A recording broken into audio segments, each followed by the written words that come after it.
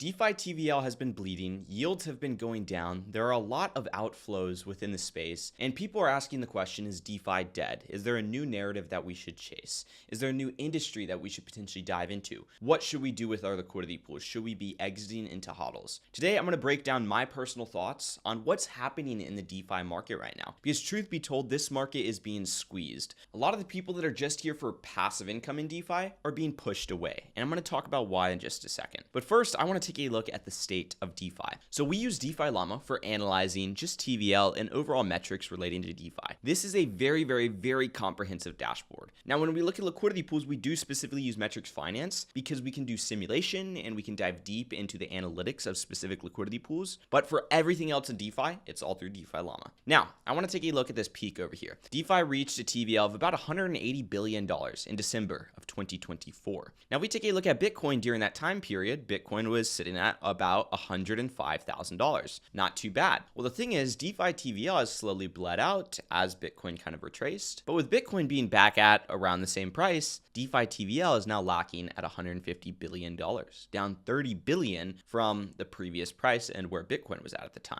However, if we look at the volume of decentralized exchanges, you can see that it's very similar to what we were doing back in December. Now, we did have a $50 billion volume day in DeFi, but that's when the president of the United States, or the future president of the United States at the time, had just launched his own meme coin. So that was obviously a pretty big week for DeFi as a whole. But ever since then, we have reverted back to roughly $10 to $15 billion per day, which is what we were trading back in December when we were at that DeFi high of $180 billion.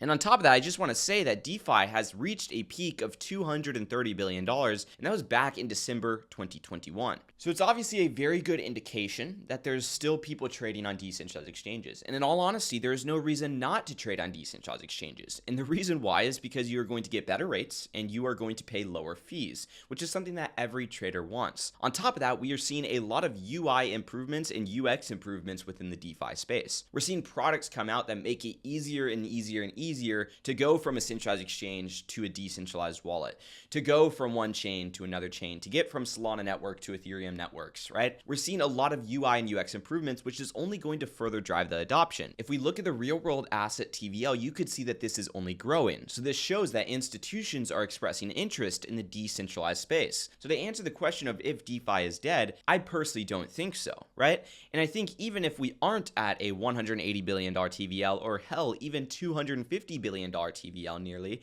I think that we're still at a very good spot in DeFi. Now, what's going on with the yields? I'll dive into that in just a second, but I want to mention that I'm flying my team out to Dallas, Texas, the second week of July, and we're hosting a virtual 3-day live event where I'm going to reveal my complete DeFi formula process that we have used to deploy over $50 million across all of our clients. We're going to build a $50,000 portfolio together using metrics finance and using other DeFi tools like DeFi Llama. And then we're going to talk about how exactly you can track your position performance. This is the first time ever that we are giving away our whole entire DeFi formula, pulling back the curtains on things that we have never talked about on this channel before or even publicly. This is the same exact DeFi formula from our $9,800 DeFi coaching program where we dive into the weeds of your portfolio one-on-one. So if you guys want to go to this free virtual live event, the link to RSVP is going to be right below this video. Make sure to secure your spot. We are only letting in 500 RSVPs and we just launched this today. Now, with that being said, let's dive into metrics finance and look at yields. Stuff like Ethereum to USDC is doing about a 65% APR. It's not too bad. If we dive down though, stuff like Ethereum to BTC is doing a 25% APR. That's lower than before. If we start to kind of filter down these pools, I'm just going to look at pools that have above $1 million in TVL, have an APR higher than, let's just say 30%, volatility lower than 15%. Let's look at some ones that are paired with ETH.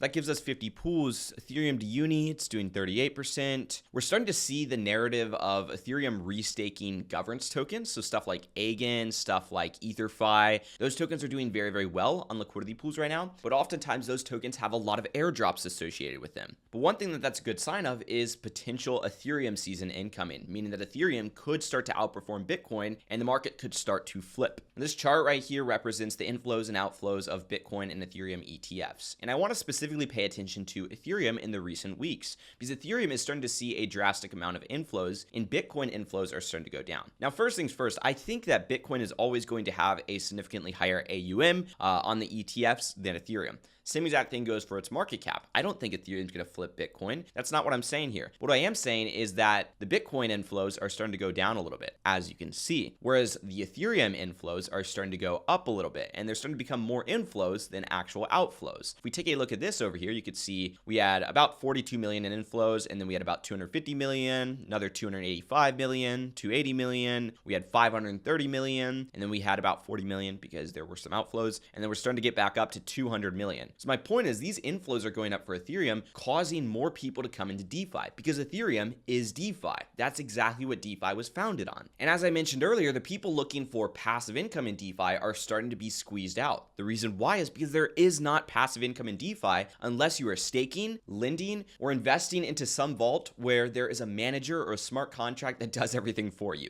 Because liquidity pools are not passive income. And we've realized this over time, but we're okay with that. Some people might consider, 3 to 5 hours per week of work passive income, but truly you are having to dive in here. You are having to adjust your ranges. You are having to check up on your positions. You are having to reallocate capital when needed. And of course, you are playing on a much shorter horizon than you would if you're investing into real estate or investing into some other asset class that truly has passive income. Everything's going to require work. DeFi just requires a little bit more work, which I'm okay with. All of our clients are okay with. And a lot of you guys out there are okay spending 3 to 5 hours per week to squeeze out a bunch of income on your crypto assets. But on top of that, we are starting to see yields go down because people are providing more liquidity. More and more people are diving into the industry. So this is exactly what we've been talking about for the past year. As institutions come in, as more retail investors come in, these yields go down. So with that being said, there's a question, well, will we always get 80% APR on something like Ethereum to USDC or something? No, because this pool is going to have a lower and lower and lower APR as time goes on. But the thing is, there's going to be new DEXs that launch the same pool, Ethereum to USDC,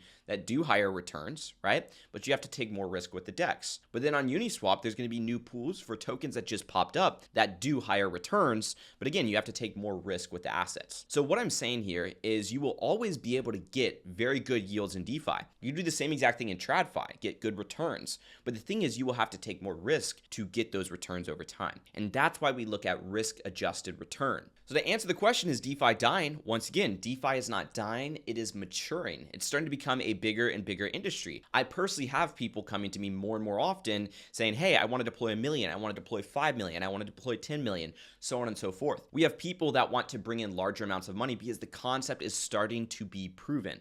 Before we would get people, hey, I have 100 grand, I have 500 grand, right? Maybe up to $1 million. But now we're starting to get million applicants for our DeFi Legacy program literally every single week at this point. And another thing that we have to be wary and careful of is if you look at the liquidity distribution, we are starting to see bigger plots of tighter range liquidity. So right now it's not really applicable on this pool because the price is 24.27, and over here this is liquidity at the price of 2,200 and roughly 1,900 or so. But over here you can see the APR is 15%, just because there's such high liquidity, about 280 grand per price point compared to the current amount that we have, which is roughly 68K per price point. Now that's why at Builder Wealth we do not provide super tight range liquidity, because what we found is even when you're doing a 300% APR, even 150% APR, you take so much divergence loss to the point where your effective APR is A, 30% or so, right? After all of that, your APR is 30%, or B, it is actually negative because it's costing you to be in that position because of divergence loss. Whereas when we target 80 to 100% APR, we end up being able to pull out roughly 50 to 60% APR. And since we have broader ranges, we don't have to constantly manage. So the thing is, with those tighter ranges, we manage more often, we end up with less money, whereas the broader ranges, we manage less often and we end up with more money. It's a win-win. Just too many people are blindsided by this metric right here. They think this is the most important metric. And that's exactly what I'm going to be discussing in that live event that I'm hosting. With that being said, guys, I hope you enjoyed today's video. If you did, drop a like, subscribe, notifications turned on, and I'm going to leave a video on screen right now that I think will help you in your DeFi journey. See you later.